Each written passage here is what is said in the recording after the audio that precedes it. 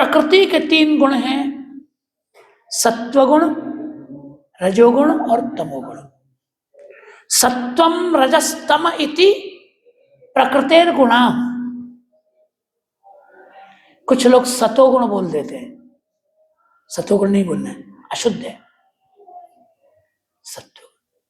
तमस शब्द है इसलिए तमोगुण बन जाता है, रजस शब्द है इसलिए रजोगुण बन जाता है, पर सतस शब्द नहीं है इसलिए सतोगुण अशुद्ध है, सतोगुण नहीं बोल सकते। सत्व शब्द है,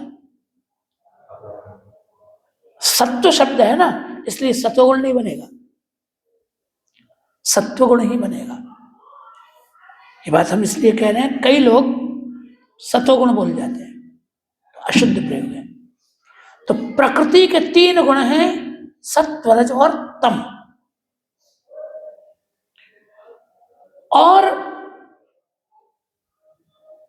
उनसे युक्त परम पुरुष, प्रकृति को धारण करने वाला और इन तीनों गुणों को धारण करने वाला एक परम पुरुष भगवान है। तो जब ये गुण भगवान के हैं और प्रकृति भी भगवान से होती है, ये बात दूसरे स्कंद में कह दी जाएगी।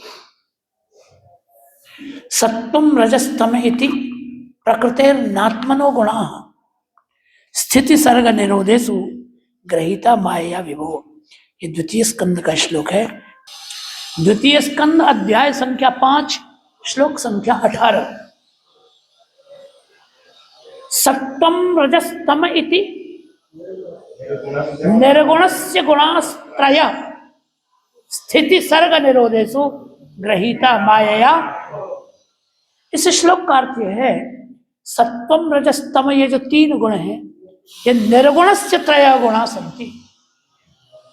ये तीन गुण दिव्य हैं और निर्गुण भगवान के ही ये तीन गुण हैं।